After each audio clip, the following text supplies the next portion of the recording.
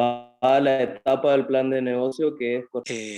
Con él van a ver el tema de persona jurídica, ¿sí? Que son los dos tipos de persona que regulan nuestro Código Civil y Comercial. Como ya les dije, recuerden que ya les subí un PDF ahí con la parte del código que vamos a usar, que es la parte comentada, ¿sí? De acuerdo, como yendo un poquito para atrás, habíamos empezado a ver el tema de las personas, de las normas jurídicas, ¿sí? Y con el doctor Gamarra habrán visto que una de las fuentes del derecho específicamente es la ley. Y dentro de las leyes del derecho positivo que tenemos vigente, lo que nosotros más vamos a ver es el Código Civil y Comercial, ¿sí? Que como nuestra materia lo dice, es el que regula buena parte del derecho privado.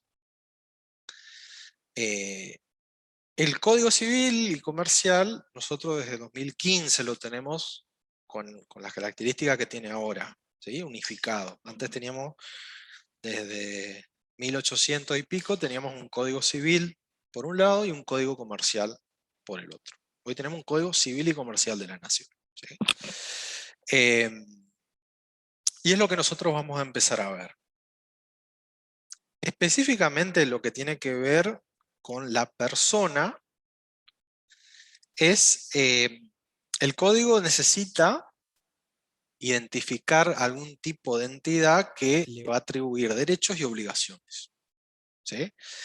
En nuestro código esto se lo adjudican a dos clases de entes. Uno son los seres humanos, y ahí tenemos el concepto de persona humana, y otro es a una construcción que se llama personas jurídicas, ¿sí?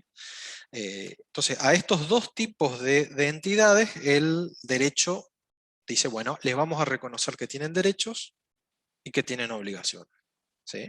Entonces tenemos que identificar, o sea, el concepto persona es un concepto jurídico, ¿sí? Del derecho. No tiene necesariamente que ver, o no tiene por qué coincidir con el concepto de ser humano para la medicina, para la biología, para la religión, para lo que sea, ¿sí? Es un concepto que se arma a fines del derecho. Lo mismo como el de persona jurídica, es un concepto que lo utiliza el derecho para sus fines. Ahora vamos a ver por qué se los digo eso. Eh, ¿Puede haber algún otro tipo de personas? Y parece medio gracioso, pero nosotros tuvimos, por ejemplo, un caso hace unos años, nosotros digo el país, ¿no? Que se introdujo un concepto de persona no humana, para que vean ustedes que no, como no necesariamente tiene que coincidir. ¿Escucharon hablar del caso de la orangutana Sandra? No, ¿No? no, profe. Será porque nosotros que somos los nerds del derecho nos golpeó eso. Bueno, es un caso de un orangután, un simio que estaba en un zoológico de Buenos Aires y se presentó un abogado muy creativo y presentó una acción en defensa del orangutana diciendo que era una persona no humana y que tenía derechos a eh, que no va a vivir con malas condiciones, que tenga buena alimentación, salud, qué sé yo. Nuestro código no habla de eso. Hay personas humanas y personas jurídicas. Persona no humana, jamás. Bueno, un juez se lo admitió y se le dio traslado al orangután a un lugar más adecuado. Ahora les comparto, si tengo por acá la noticia. eh, para que vean que no es un invento mío. Es decir, está loco y se le ocurre algo, ¿sí? Fíjense, la orangutana Sandra y otras personas no humanas, ¿sí? En algunas legislaciones se está empezando a hablar de que puede haber personas no humanas. Obviamente, esto no significa que, no sé, si le vamos a hacer juicios de filiación por los monitos para que los reconozca la mamá orangutana, o va a tener derecho de propiedad, o va a tener sucesión, los bienes que le deje a los hijos, sino que esto es a los fines de reconocerle algún tipo de protección a los animales, ¿sí? ¿Para qué va todo esto? Para que vean, ahí se ve bien, como que no necesariamente el concepto de persona, solo tenemos, personas somos nosotros, es mi vecino, es mi amigo, es mi familia, pero para el derecho es un concepto, ¿sí? Es un ente al que le atribuye derechos y obligaciones. Pues generalmente son seres humanos, pero pueden ser personas jurídicas, o quién sabe si el día de mañana podría incluir algún otro tipo de persona, ¿sí? Para eso era esto. Entonces, nosotros vamos a empezar a ver persona humana. Cuando se entiende que empieza, cuando empieza a haber una persona para el derecho, y también después vamos a ver cuando deja de existir la persona, ¿sí? Al derecho le interesa saber a partir de cuándo se entiende que va a haber una persona y cuándo se termina también la persona, ¿sí? Porque hay que tomar decisiones para el derecho sobre los derechos, las obligaciones, los bienes que va a tener, las relaciones familiares, ¿sí? Entonces, es muy importante para el derecho saber cuándo empieza y cuándo termina la persona. Y esta es una parte del código bastante cortita. No hay mucho que ver, ¿sí? Así que en una de esas lo podemos hasta terminar hoy. Pero igual hay unos temas bastante discutidos acá, ¿sí?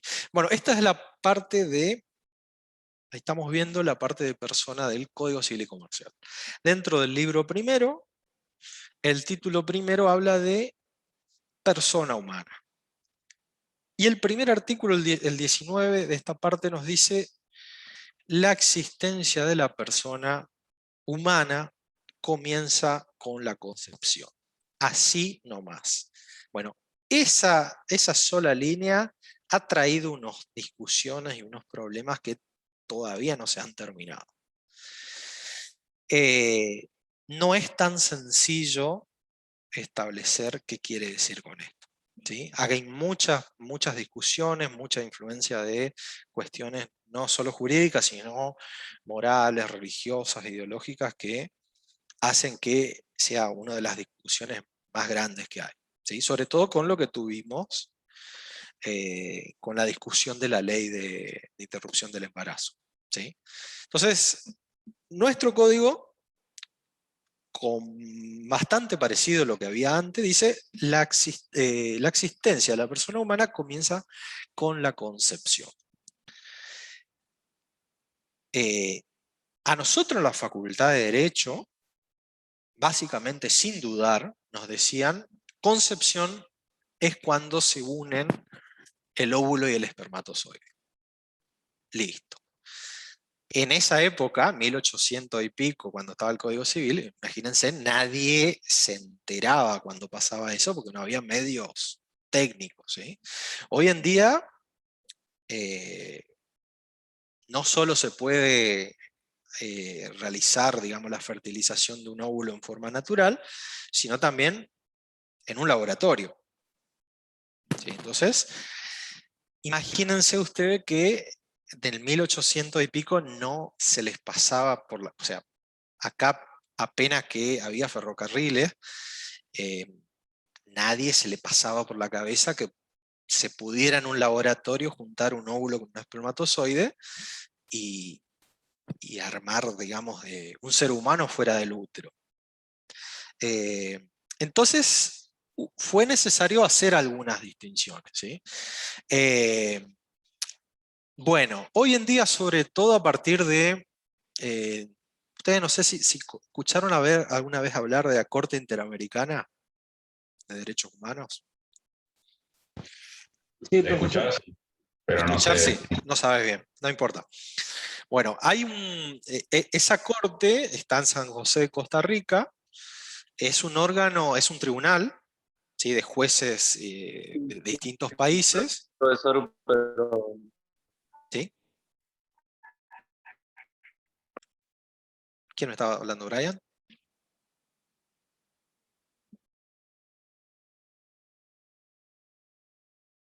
Bueno, parece que iba a preguntar algo. Les venía diciendo, es como un tribunal, ¿sí? Con jueces de distintos países, que pertenece a una organización internacional que es la OEA, la Organización de Estados Americanos, ¿sí? Que nuclea países de toda América. La Argentina pertenece a esa organización y ha firmado un tratado internacional que es la Convención Americana de Derechos Humanos, que tiene en este momento la misma jerarquía que la Constitución, ¿sí? O sea, es la ley suprema, digamos, de la nación. Y nos hemos comprometido a hacer caso a lo que dice esta Corte, ¿sí? Ahí llegan denuncias de violaciones de derechos humanos contra todos los países que han aceptado esto, ¿sí? Bueno, hubo un caso que se llamaba Artavia Murillo, donde se trató un problema con Costa Rica sobre qué tipo de estatus, digamos, jurídico tiene el embrión. O sea, en casos de fecundación asistida, cuando se entiende que hay protección a la persona cuando se hace una cuestión de fertilización. Cuando uno in vitro a un óvulo y un espermatozoide, ¿hay persona ahí? ¿Hay persona cuando eso se ingresa al útero? Bueno, fue esta discusión porque en Costa Rica se prohibió la fertilización asistida, ¿sí? O sea, sacaron una ley que dijeron no puede haber fertilización asistida en Costa Rica. ¿Por qué? Porque en el tratamiento normal hay muchos embriones que se pierden, ¿sí? Se generan muchos embriones y prenden pocos, y el resto a veces se guardan, a veces se desechan, ¿sí? Entonces, para evitar eso, directamente dijeron no va a haber fertilización asistida. Y unas familias que tenían mucho interés en utilizar esto, hicieron un reclamo. Y terminó discutiéndose si se entiende que no o no que hay persona y en qué momento. ¿Me siguen? sí, profesor. Sí, profe. Bueno, la hago corta. Básicamente, esta corte dijo, en ese caso, que para ellos hay que hacer una distinción, ¿sí? Porque si yo digo, lo voy a hacer in vitro, en el laboratorio, yo no puedo entender que hay una persona cuando 1 o 2 gametos, ¿sí? Porque entonces, imagínense que todos los embriones que están congelados, que hay muchos preservados en distintos lugares privados, serían personas congeladas, ¿sí? Entonces la Corte en este caso entendió que recién se va a entender que hay una persona separada cuando se implanta eh, ese óvulo fecundado en el útero, ¿sí? Y cuando se prende las paredes del útero, ¿sí? Pero hasta ese momento no se puede hablar de que sea una persona distinta de la madre, ¿sí? Eso fue lo que dijo en ese caso. Hay muchas discusiones sobre si eso se aplica a nuestro país, no, si eso es así o no, ¿sí? Lo cierto es que es un fallo bastante importante porque es un tribunal internacional, ¿sí? Entonces, basándose en esto, nuestros legisladores, cuando hicieron el Código Civil y Comercial, diferenciaron. Una cosa es la existencia de una persona por los medios naturales, digamos, que es las relaciones sexuales, se entiende que es a partir de la concepción. Ahora vamos a ver cuándo es esa concepción, ¿sí? Pero en el caso de que sean hechos por sistema de fertilización asistida, recién se va a entender que hay una persona a partir de la implantación de ese embrión en el útero. Esa diferenciación hace nuestro código, ¿sí? Entonces, ustedes leen el artículo 19, dice, la existencia del ser humano empieza con la concepción. No nos explica qué es concepción, desde cuándo, qué pasa en el caso que se haga fuera del útero, ¿sí? Nada de eso nos explica. Pero toda esta diferenciación está en el tema de la Corte Interamericana y hay muchos fallos en que se ha discutido esto, ¿sí? A los fines de esta clase, ustedes lo que tienen que saber es, el artículo 19 dice, la existencia de la persona humana comienza con la concepción. Ustedes le van a agregar, si quieren hacerlo más completo, en el caso de uniones de células, digamos, hechas fuera del vientre materno en un laboratorio, se va a entender que es con la implantación del embrión, ¿sí? Ahora, Profesor, ¿le puedo sí, hacer una pregunta? sí, Con respecto a este artículo, por ejemplo, cuando se legisla, digamos, siempre da así, digamos, a libre interpretación, o sea, no es concreto el artículo, porque eso es lo que estoy interpretando, ¿no es cierto? mira, muchas veces, primero el legislador muchas veces se equivoca, ¿sí? Después, no se olviden que muchas de las leyes, la mayoría, son objeto de negociaciones políticas, ¿sí? O sea, a veces el texto que termina es una negociación. En este caso, el texto original era otro, pero hubo una presión, o sea, todo esto de la implantación que yo te vengo diciendo estaba en el texto original, pero se quitó ¿por qué? Por presiones ideológicas relacionadas sobre todo con la religión, ¿sí? No los legisladores que estaban más en una posición más ideológica, más religiosa, no iban a firmar un código que dijera eso. Entonces, esta es la fórmula que se logró consensuar entre los legisladores de todo. Lo que sí se puso es que hay una ley especial, va a legislar cómo se va a tratar el caso del embrión. Y esa ley todavía nunca salió, ¿sí? Entonces, se debe todavía, lo mismo, el caso tan discutido del tema del aborto. En el Código Penal, donde está la figura del aborto, donde estaba por lo menos hasta la ley, no decía qué significaba realizar, hasta cuándo era un aborto y cuándo no. A partir de cuándo, no decía nada. Entonces, muchas de esas cosas cuando los legisladores no dicen, quedan libradas la interpretación que hacen los jueces en los casos donde se discuten, ¿sí? Pasa mucho, ¿sí? Muchas veces muchas cosas no se explican. Vos fijate este artículo, cómo quedó, de pelado, digamos. Dice, comienza con la concepción. Y ahí vos te empezás a preguntar, bueno, ¿cuál es concepción? ¿Qué entiendo? Porque concepción yo puedo entender que es cuando se une óvulo de espermatozoide, o puedo entender que es cuando se hace el embrión y se implanta en el útero, como dice la Corte Interamericana, ¿sí? Entonces, no nos explican mucho, ¿sí? Entonces, esta es la mayor discusión que hay es sobre esta palabrita y sobre qué se entiende por concepción. Si ustedes están ideológicamente en una parte más de, sobre todo, qué sé yo, antiaborto, por ejemplo, van a decir, ah, no, concepción es cuando se une el óvulo y el espermatozoide.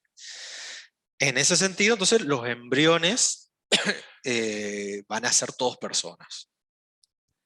Si ustedes dicen, no, es a partir de la implantación, obviamente todo lo que sea anterior a eso no va a ser persona. Entonces, ahí está la gran discusión, ¿sí? Y hay muchos que lo toman literal a esto de concepción como que es fecundación. Bueno, esa es toda la discusión más grande que hay. Lo que sí siempre hay que acordarse es que esto está relacionado con este artículo, que es el 21. Todo lo que, o sea, acá tenemos, vamos a ver, la persona por nacer, o sea, la que está que ya ha sido concebida, tiene derechos, ¿sí? Pero ¿qué pasa? Esos derechos están condicionados a que nazca vivo, que nazca viva. Si nace vivo es como que se consolida y se hacen definitivos los derechos que pueda llegar a tener. Si no, o sea, si lamentablemente fallece, se va a considerar que la persona nunca existió. ¿Sí? Entonces, ojo con eso. Está bien, yo tengo, está embarazada, tiene un bebé que se está gestando, ¿tiene derechos? Sí, tiene derechos porque ha concebido, digamos. Pero ¿qué pasa? Quedan condicionados a que nazca con vida. Si nace con vida, se entiende que esos derechos son definitivos, si no, aunque es medio fuerte, pero se considera que la persona nunca existió.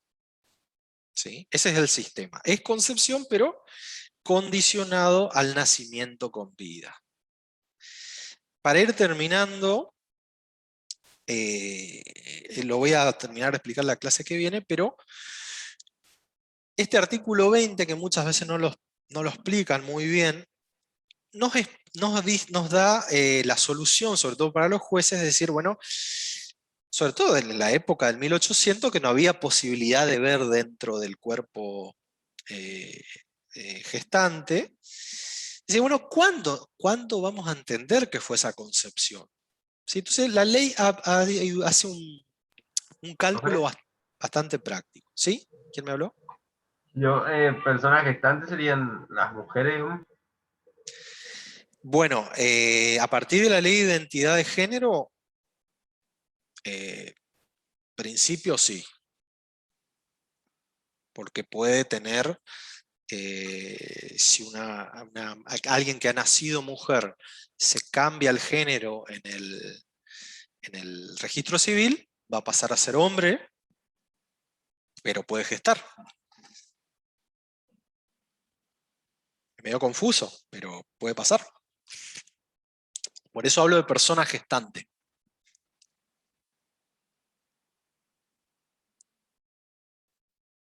Pero ahí eso merece otro desarrollo en una clase, aparte, el tema de la ley de identidad de género. ¿Sí? Por eso, por eso acá se borró, por ejemplo, decía concepción en el seno materno. ¿Por qué se borró? Porque no necesariamente hoy se puede entender una madre. ¿Sí? Pues se habla de persona gestante. Yo con una simple inscripción al registro civil me cambio de género. Entonces, ya se nos complica los papeles. Pero bueno, ya vamos a hablar de eso. Pero está buena la pregunta. Déjame que termino esto porque ya es la hora y así ya lo dejo al que se quiera ir, que se pueda ir. ¿Cómo calcula la concepción el código? Bueno, lo que hace es, ¿qué fecha sabemos con seguridad? La fecha del nacimiento. ¿Sí? Nació con una criatura, sabemos la fecha del nacimiento. Perfecto. Bueno, entonces, ¿qué vamos a hacer? Se calcula un máximo y un mínimo que pueda haber durado el embarazo. ¿Sí? Entonces, esto se presume, se puede probar que esto no fue así. ¿Sí? Entonces la ley presume, primero, que lo máximo que pudo haber durado para atrás en el tiempo el embarazo son 300 días, más o menos 10 meses. ¿Sí? Entonces, bueno, eso es lo máximo que pueda haber durado el embarazo para la ley. Y el mínimo que puede haber durado, según establece el legislador, son 180 días.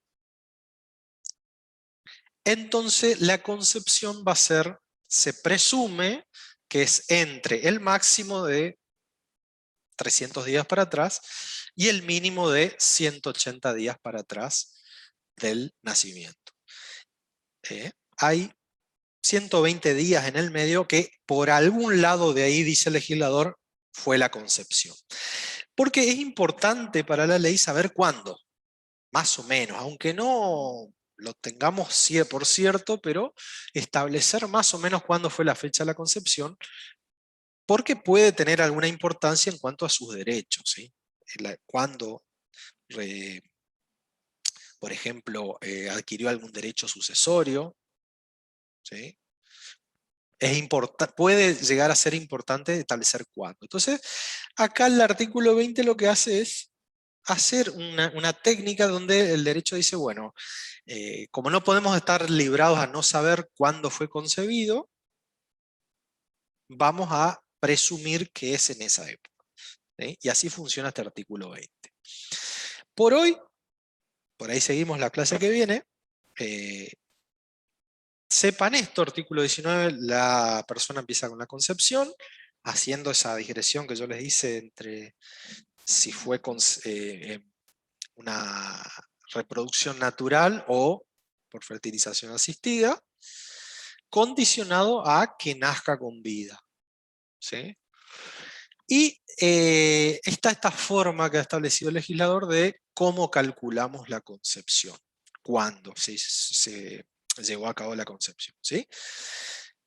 Así de sencillo, estos tres artículos lo que nos dicen cuándo empieza a haber persona humana. Tan sencillo y tan complicado a la vez, porque vieron que hay mucha discusión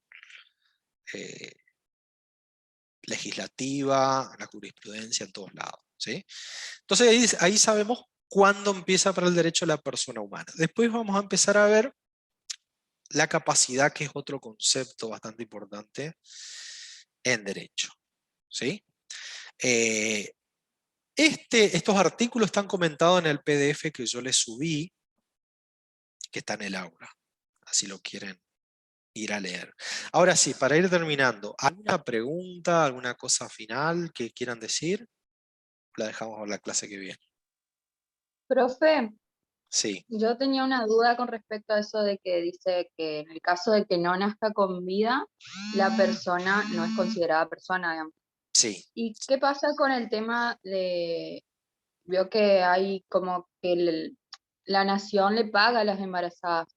¿Qué pasa ahí, Ajá. por ejemplo? Si no se considera persona, si llegan a ser muertos, Bueno, ¿cómo se toma no eso? es, claro, no es solo en ese caso. En realidad es un problema en muchas cuestiones, ¿sí? Por ejemplo, la persona por nacer tiene derecho a alimentos, ¿sí? Es decir, bueno, yo tuve, por ejemplo, un caso de una mujer embarazada que no tenía ni para pagar los gastos del parto, y le hicimos juicio de alimento al padre. En ese caso fue fácil probarlo porque estaban casados, ¿no? Y bueno, ¿y qué pasa si después no nace con vida? ¿Y eso que pagó el padre? ¿Qué pasó? Y en general no se devuelve. O sea que lo mismo que pasa ahora, que ahora a veces también se obliga a aquellos presuntos padres, ¿sí? Ustedes imagínense, por ejemplo, hay el caso que hay una señora que dice, mi hijo es de fulano, ¿sí? El padre es fulano. Él dice que no, tengo que hacer un juicio, tenemos que hacer el ADN, probar que es el padre, y entre tanto el código hoy habilita que yo le pueda cobrar alimentos. Y después, si resulta ser que no es, bueno, los jueces, los legisladores han dicho, no se devuelve. Lo cobrado por eso no se devuelve. Bueno, puede sonar medio injusto, pero pasa algo parecido con el caso de la persona por nacer que después no. Lo que es subsidios del Estado no los van a venir a buscar de vuelta. O sea, no, pará, te dimos la asignación, pero ahora eso es lo que vos te referís a la asignación de que te da el Estado, subsidios, esas cosas, ¿no? Claro, sí, porque si la ley dice que no se considera persona, digamos, Tenés razón, porque se le está paga bien. durante el embarazo, digamos, Claro, no, o bueno, cuando nace. no, ya no se le va a devolver el dinero al Estado y tampoco lo va a poder reclamar.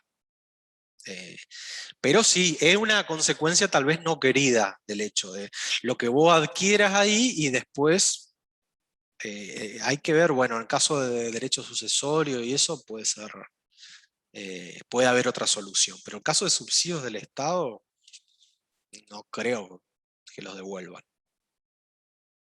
Pero es interesante la pregunta, porque la verdad que es algo que puede pasar. Pero la ley es clara. Por eso es medio complicado cualquier tipo de derecho que le dejen a la persona por nacer. Obviamente, después muere, se considera como que nunca existió. Pero bueno, pero lo que pasó en el medio, la ley tampoco aclara eso. Así que la verdad, puede complicar un poco las cosas.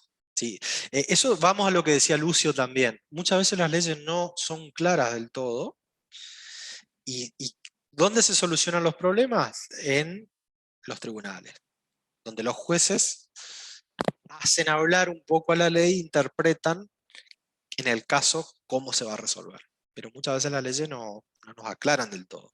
Así que está buena la pregunta.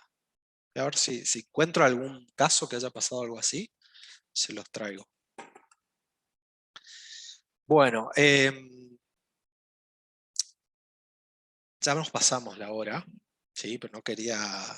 Es que está muy bueno este tema, no lo quería cerrar así nomás. La clase que viene por ahí, hablamos un poquito más sobre esto. Si ustedes por ahí, mientras no nos vemos, encuentran algo de interés, alguna noticia o algo relacionado que ustedes quieran comentarlo y hablarlo, háganlo, ¿eh? A mí me encanta, me ayuda un montón que por ahí ustedes también traigan cosas o dudas que tienen. Así que por ahí la clase que viene hablamos un ratito más antes de pasar a otro tema sobre esto. Porque lo hice muy corto y la verdad que es un tema muy, muy importante y muy apasionante. Así que si se quieren ir, ya hemos más que cumplido, ¿sí? Lo único que tengo entonces en el aula es el PDF ese que subí. Les recuerdo nomás que si no se matricularon, matricúlense en el aula.